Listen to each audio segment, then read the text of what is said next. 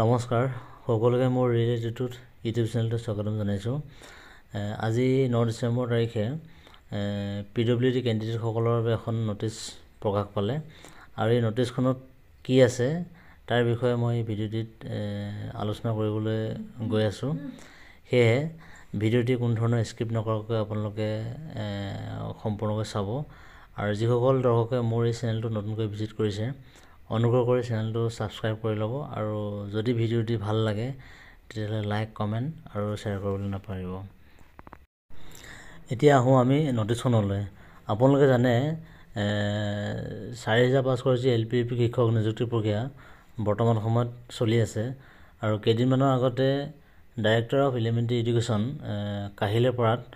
কাহিলেপাৰা যি কনফাৰেঞ্চ হ'ল তাতে PWD কেণ্ডিডেটসকলৰ ডকুমেণ্ট ভেৰিফিকেশ্যন হৈ গৈছে আৰু সেই ডকুমেণ্ট ভেৰিফিকেশ্যনটো মানে তেওঁলোকৰ সেই দিব্যাংগ চাৰ্টিফিকেটখন আচলতে পৰীক্ষা কৰিছিলে যে তেওঁলোকৰ চাৰ্টিফিকেটখন প্ৰকৃততে অৰিজিনেল নে ডুপ্লিকেট, আচলতে সেইটোৱে পৰীক্ষা নিৰীক্ষা কৰিছিলে।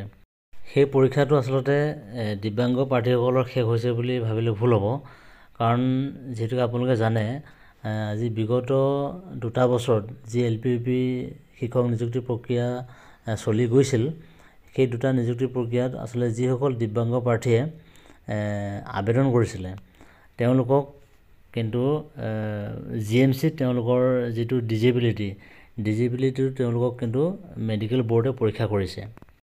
আপোনালোকে জানে যে এজন দিব্যাংগ প্ৰাৰ্থীৰ তেওঁৰ যিটো ডিজেবিলিটি অতি কমে 40% থাকিব লাগে। 40%ৰ পৰা ওপৰতো থাকে বহুতৰে, কিন্তু 40%টো নৰ্মেল। 40% হ'লে তেওঁ এজন যে PWD কেণ্ডিডেট হয় সেইটো তেওঁক মানে স্বীকৃতি দিয়ে। যি 2 বছৰ আগত আগৰ শিক্ষক নিযুক্তি প্ৰক্ৰিয়াবিলাকত কিন্তু এতিয়া যেনেকৈ GMCত মেডিকেল বোৰ্ডে যেনেকৈ পৰীক্ষা নিৰীক্ষা কৰে কিন্তু সেইটো পৰীক্ষা নিৰীক্ষা আগতে কৰা নাছিলে। কেৱল মাত্ৰ সেই ডিজেবিলিটি চাৰ্টিফিকেটখন চাইছিলে, সেই চাৰ্টিফিকেটখন প্ৰকৃততে অৰিজিনেল নে ডুপ্লিকেট সেইটোৱে চাইছিলে। কিন্তু এনেকুৱা হৈছে কিন্তু একাংশ মানে ডিজেবিলিটি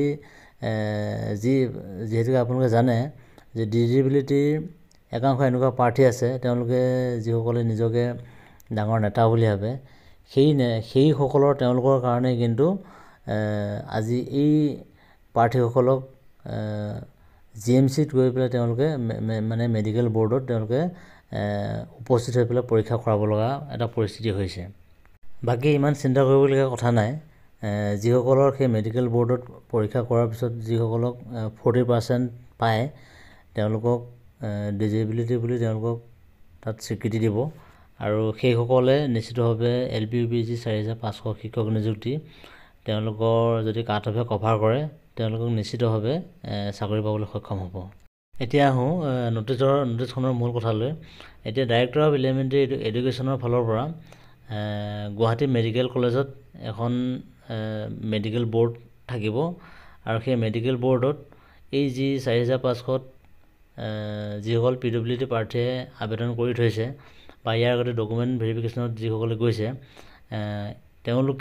তেওঁলোকক 16 ডিচেম্বৰৰ পৰা 18 ডিচেম্বৰলৈকে তেওঁলোকক গুৱাহাটী মেডিকেল কলেজত তেওঁলোকক মাতিছে। ইয়াত মানে লিষ্ট উল্লেখ কৰিছে, লিষ্টত তেওঁলোকৰ নামবিলাক ইয়াতে প্ৰকাশ কৰিছে। তেওঁলোকে 10 বজাত পোৱাকৈ যাব লাগিব আৰু ডিপাৰ্টমেণ্টটো হৈছে gynaecological department, academic hall first floor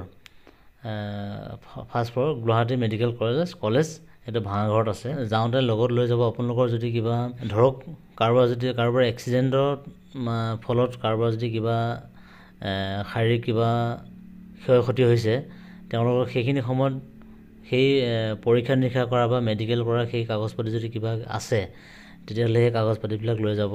আৰু যিসকলৰ জন্মসূত্ৰে দিব্যাংগ সেইসকলৰ কথাটো বেলেগ, এই কাগজখিনিৰ লগত লৈ যাবলৈ কিন্তু নাপাহৰিব।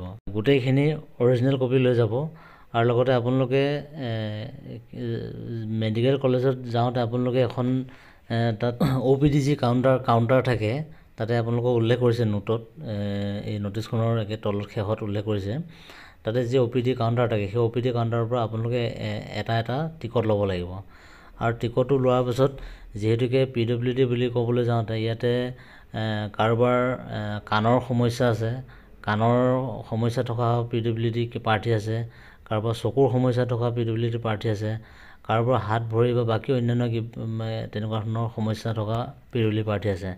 প্ৰত্যেকৰে কিন্তু ভাগে ভাগে তাতে মেডিকেল বোৰ্ড বহিব আৰু তাতে পৰীক্ষা হোৱাৰ পাছত সেই টিকটটোত তাতে যি প্ৰেছক্ৰিপশ্যন তাতে আপোনালোকৰ PWD যিটো ডিজেবিলিটি যিটো পাৰ্চেণ্টেজ সেই পাৰ্চেণ্টেজটো উল্লেখ কৰিব আৰু ডিজেবিলিটিৰ কাৰণে যিটো পাৰ্চেণ্টেজ লাগে সেইটো পাৰ্চেণ্টেজ যিসকলৰ পাব এইসকলৰ নামবিলাক DA-লৈ পঠাব আৰু DA সেইমতে আপোনালোকৰ নামবিলাক তাতে যদি কাট অফে কভাৰ কৰে তেতিয়াহ'লে আপোনালোকক চিলেক্ট কৰিব।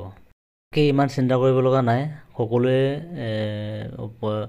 12 তাৰিখ 16 তাৰিখৰ পৰা 18 তাৰিখৰ ভিতৰত গৈ পেলাই আপোনালোকে মেডিকেল বৰ্ডত গৈ পৰীক্ষা নিৰীক্ষাটো কৰাই আহক। যিসকলে মেডিকেল বৰ্ডত উপস্থিত নাথাকিব তেওঁলোকৰ কিন্তু কাট অফে কভাৰ কৰিলেও তেওঁলোকক কিন্তু চিলেকশ্যনত তেওঁলোকৰ নামবিলাক নাহিব। সেয়ে সকলোৱে যাওক, ইমান চিন্তা কৰিব নালাগে। এইখিনি ইনফৰ্মেশ্যনকে এই ভিডিঅ'ত দিলোঁ। সকলোৱে ভিডিঅ'টি শেষলৈকে চোৱাৰ বাবে ধন্যবাদ জনালোঁ আৰু ভিডিঅ'টি এইখিনিতে সামৰিলোঁ। ধন্যবাদ।